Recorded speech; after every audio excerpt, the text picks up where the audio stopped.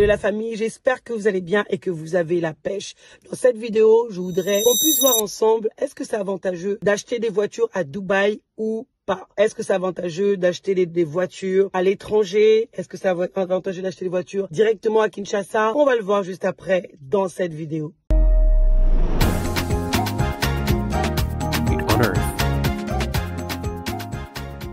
Bonjour les amis, je m'appelle Bijou Kounsi, entrepreneur. Dans cette chaîne, on parle de l'immobilier, on parle de mindset et on parle de l'entrepreneuriat. Si tu es intéressé par cette thématique, abonne-toi, like et partage. Et je donne également des conseils, je partage mes expériences à travers cette vidéo, je donne des tips et également je vous partage mon amour de l'immobilier. Et si vous êtes intéressé par la vente des terrains, effectivement, l'agence que je représente vend des terrains sur Mwanda, la ville côtière de la RDC, là où il y a la plage, mange crevettes, en tout cas là où il y a le port.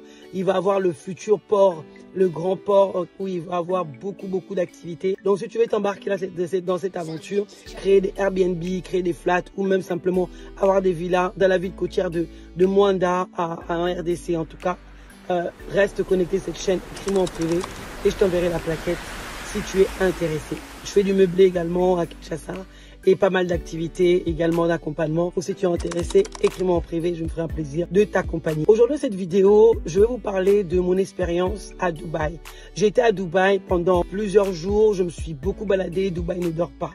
Dubaï, c'est une ville d'activité. Dubaï, surtout là où j'étais à Binance, si je dis bien le nom.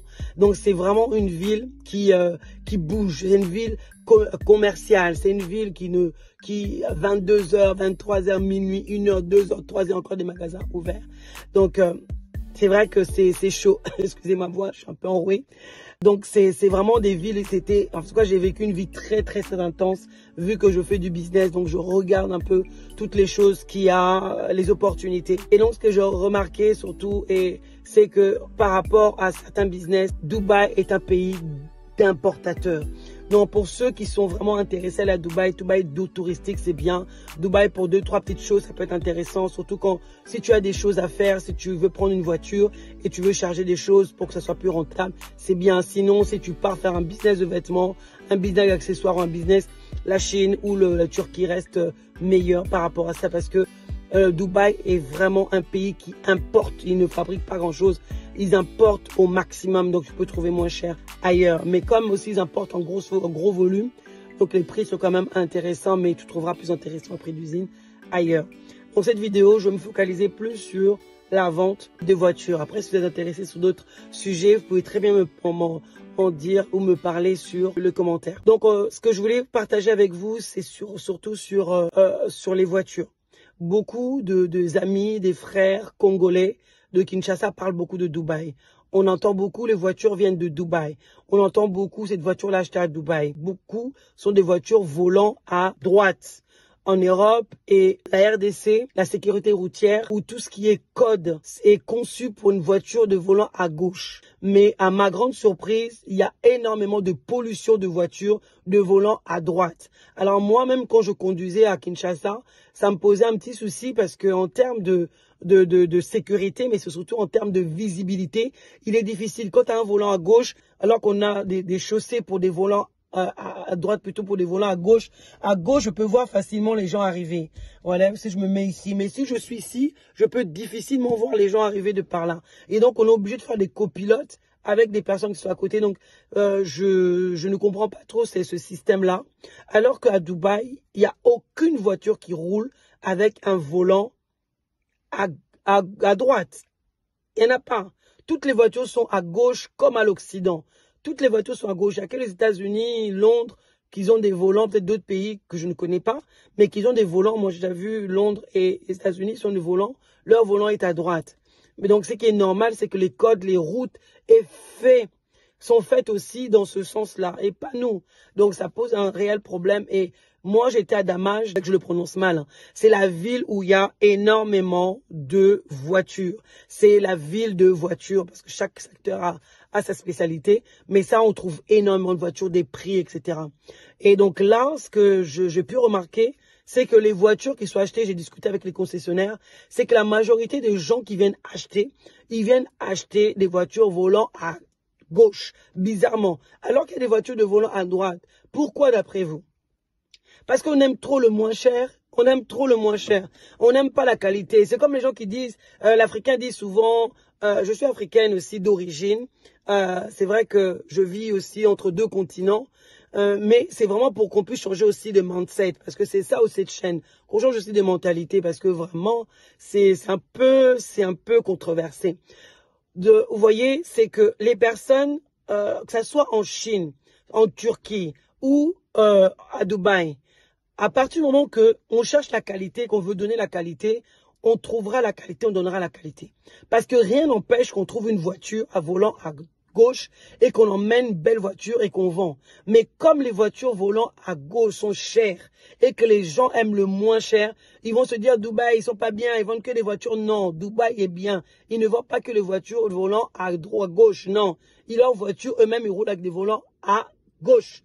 Et donc, ils ne vendent pas, des voitures que des volants à droite. Vous voyez? Mais même en Chine, oh non, la Chine c'est pourri, la Chine c'est pas bon, bloc en Guangzhou, les choses bizarres, les choses qui ne durent pas, les choses de Chine, non. La Chine a plusieurs qualités, a 3 qualités au minimum. Il a les qualités vraiment bas prix, il a la qualité moyenne et la haute qualité. La plupart des gens de l'Occident, qu'on se le dise, la plupart des machines, la plupart des choses d'ailleurs qui dans le monde entier viennent de Chine. Les machines que nous voyons, les grosses machines, là en ce moment l'immobilier traverse un grand boom, le matériel, etc., les tracteurs, plein de machines même au niveau de l'agriculture se trouvent en Chine, le plus grand salon de Chine. Vous allez voir si vous avez l'occasion d'y aller, vous qui faites du business, allez en mois d'avril, prenez le salon de Guangzhou. Vous allez être étonnés. Ce salon-là, c'est des millions de personnes. C'est à thème. Vous allez voir combien d'étrangers de la Russie, de la France, Belgique, Italie, États-Unis, donc tous les pays d'Asie, partout comment ils sont concentrés là-bas. Pour aller chercher même la dernière voiture électrique faite par des Chinois à 37 000 ou 40 000 comme ça. Ça vaut 80 000 à 70 000, 70 000, 80 000, 70 000 ici en France, alors que c'est une voiture, une personne l'a testée. Il a comparé les deux voitures faites, une voiture française et une voiture chinoise. Une voiture chinoise ou japonaise comme ça, chinoise pardon. Mais elle avait tout d'un grand. Tout, mais à un prix moindre. Tout d'un grand. Donc beaucoup de choses qui sont faites, c'est fait en Chine. Les gens reviennent ici, ils changent 2-3 choses et ils mettent Made in parce qu'ils ont fabriqué, ils ont mis 2-3 trucs qui viennent de France, Made in France. Non, il y a beaucoup de choses qui sont Made in China, mais ils ont rajouté des choses pour faire ça ici, pour rajouter des choses pour que ça fasse Made in France. Et puis que l'Africain aussi, qu'on se le dit, changeons un peu de mentalité. Il y a beaucoup de choses qui sont faites, qui sont pris Amazon, ça vient de la Chine. Beaucoup de choses sont pris de la Chine, ils sont arrivés ici, nous on travaille ça, on envoie ça en Afrique. Et les Africains vont prendre ça parce que ça vient de France, mais ils ne prendront pas le même produit. Pris en Chine, envoyé au Congo, n'aura pas la même valeur que si le même produit, pris en Chine, envoyé en France, Belgique, États-Unis ou ailleurs, renvoyé au pays, ça sera différent. Pourtant, c'est la même chose. Il faut que là aussi, qu'on change de mindset, qu'on change de mentalité. L'Occident n'a pas la qualité ou tout ça là. C'est vrai, les choses que nous achetons ici ou les choses que les gens importent exigent une qualité parce que nous avons des normes européennes. Et donc pour l'Afrique, il n'y a pas besoin de normes. Donc nous on prend, ou l'Africain prend tout ce qu'il a à prendre en fait. Mais c'est vrai que ce n'est pas parce que nous sommes africains ou que nous sommes d'origine africaine ou que nous venons d'Afrique, qu'on doit être une poubelle et que vous-même qui faites du business, vous devez aller chercher des produits le moins cher ou le moins bonne qualité pour qu'on se fasse insulter, pour que les gens puissent justement ne pas croire, alors qu'on peut vraiment acheter des bonnes choses, des bonnes qualités, que ce soit en Chine ailleurs. Donc, on revient aux voitures pour Dubaï. Donc, c'est vrai qu'il y a plusieurs voitures. Les voitures sont pas très chères pour ceux qui sont intéressés par UST. Donc, les voitures qu'on appelle Catch, parce que c'est la grande mode. Tout le monde veut des Catch, comme disait un concessionnaire. Mais on dirait que le Congolais connaît pas notre pour l'instant, la voiture. Tout le monde vient pour des Catch. Alors qu'il y a d'autres voitures qui sont plus intéressantes que les Catch. Oh non, on vient pour les Catch. Moi, je commence à réfléchir. Le dernier qui m'avait présenté, c'était à peu près Catch qui était dans les 4 000 $. Quelque chose comme ça. Et l'eau, apparemment, comment est-ce qu'ils calculent au niveau de l'eau quand je dis les transferts, le shipping? Le transport entre Dubaï et le Kinshasa, c'est par poids. Donc, ça dépend ça dépend de la voiture. Plus la voiture est small, plus la voiture est petite, moins c'est cher. Donc, 2500, 3000 $. Plus la voiture, elle est grande, 4500, etc. Donc, après, on peut charger autre chose à l'intérieur. Donc, là, je me suis dit, OK. Donc, là, on a des catch. Donc, ça veut dire des ST, des petites voitures, etc. à 3000, 4000 à peu près. Parce que les vieilles voitures qu'on veut moins cher, c'est 2300, à peu près 3000 $. Plus à peu près dans les derniers, là, les biens un peu, qui sont un peu plus volumineux, on a un peu plus d'espace dedans, on a à peu près 3900, disons 4000 pour arrondir $. Plus l'eau, faut compter les 3500. Donc on a à peu près des calculs de 7500 $, à peu près pour l'acheminement jusqu'à Kinshasa. Je me suis posé la question, mais au final, et pour avoir en plus un volant à gauche, je me suis posé la question, je me suis dit, mais au final, les calculs que nous faisons là, parce qu'en France, on trouve quand même des voitures à 4000, des volants à droite, des petites voitures propres, bien. Alors que les voitures aussi là-bas, c'est pas des voitures neuves non plus, c'est des voitures d'occasion. Aussi, il y a des voitures neuves, mais c'est un peu plus cher. Mais il y a 4000 déjà en France ou en Allemagne, là où on sait qu'on peut avoir des bonnes voitures, on a déjà des bonnes voitures. Si c'est pour avoir aussi les transports, les shipping et tout ça, on est aussi dans les 3000. Donc au final, c'est la même chose. Alors pourquoi aller à Dubaï? Pourquoi aller à Dubaï, franchement? Mais moi, ce que j'ai compris, c'est que beaucoup de Congolais, Dubaï est une opportunité. C'est vrai que Dubaï est très joli. Dubaï, c'est vraiment l'Europe. Encore vraiment, même dans d'autres pays, c'est même mieux. Ils sont en un mindset vraiment élevé. Ils sont dans un mood élevé et dans un optique entrepreneuriale. Le roi, il est dans l'optique, il est à haut level de son raisonnement pour son pays. Il aime son pays. Il veut développer quelque chose de big, de grand, de waouh. Donc ça, il est dans ça. Et nous remarquons justement qu'il veut quelque chose de grand, mais nous n'avons pas cette vision de la grandeur. Donc si le Congolais aujourd'hui arrive à avoir l'avantage d'aller à Dubaï, parle beaucoup de Dubaï, excelle à Dubaï, c'est tout simplement parce que le visa de Congo à Dubaï est simplement à 100 $. Donc c'est pas cher et on accorde le visa facilement et n'importe qui, entre guillemets, qui vient de Congo peut rentrer à Dubaï. Et donc, ils ont vu cette opportunité-là d'aller à Dubaï facilement. C'est quoi le billet? Je crois Congo, là-bas, c'est à peu près 800 $. Donc, avec 900 $, tu vas à Dubaï, tu achètes tes histoires, peut-être, tu t'as pris quelqu'un qui veut une voiture. Donc, tu peux facilement faire ton petit business. Mais justement, ce qu'on n'a pas compris, c'est que les vrais entrepreneurs, ce n'est pas forcément à Dubaï où vont faire leurs chiffres. Ce n'est pas forcément à Dubaï où vont faire chiffres, mais j'ai compris que le Congolais va souvent à Dubaï parce que c'est plus facile. Les portes sont plus ouvertes. Alors qu'il doit acheter les choses par domaine d'expertise. Si tu es marchand de vêtements, si tu es marchand des boutiques de vêtements, parfums, sacs et tout, tu vas pas du tout aller à Dubaï. Tu vas aller en Turquie, tu vas aller en Italie pour voir et des saisons de soldes. Des saisons de soldes où tu peux très bien aller en Espagne.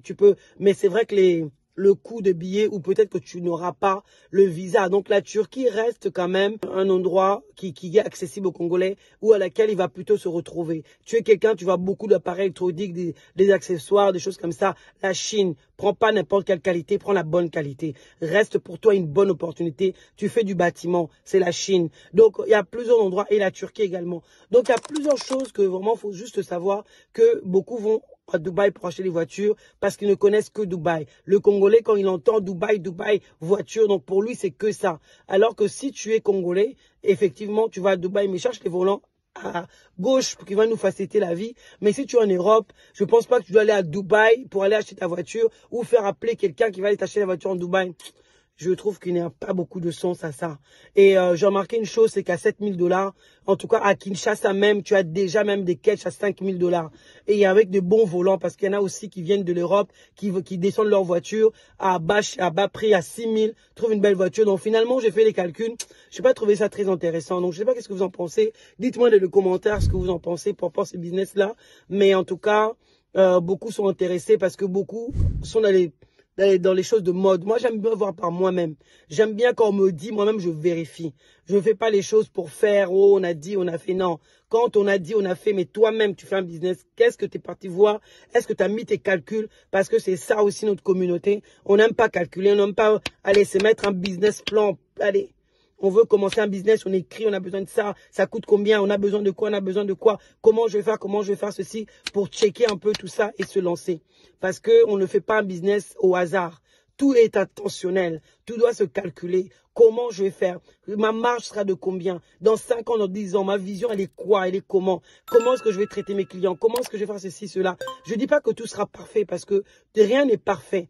Et dès le départ, il faut savoir juste se lancer. Dès le départ, lance-toi d'abord, même si c'est imparfait. Tu vas te parfaire sur la route. Tu vas arranger, tu vas enlever, tu vas arranger, tu vas devenir parfait. Et d'ailleurs, ça n'existera pas. Parce que la perfection n'est pas de ce monde. Donc voilà un peu ce que je vais vous dire par rapport aux voitures. Donc dites dans les commentaires ce que vous pensez de cette vidéo. Likez, abonnez. Il y a encore des terrains, ceux qui veulent être à Mancao, il y en a encore. Et ceux qui veulent être à Mwanda. Donc il y en a encore. Donc en tout cas, nous sommes ensemble. Et merci encore pour ceux qui me donnent la force. Parce que vraiment, heureusement, vous êtes là à me pousser. Aidez-moi avec l'algorithme à pousser cette chaîne pour que la plupart des personnes puissent aussi regarder. Je vous dis à bientôt, la famille, lors d'une prochaine vidéo. Ciao, ciao.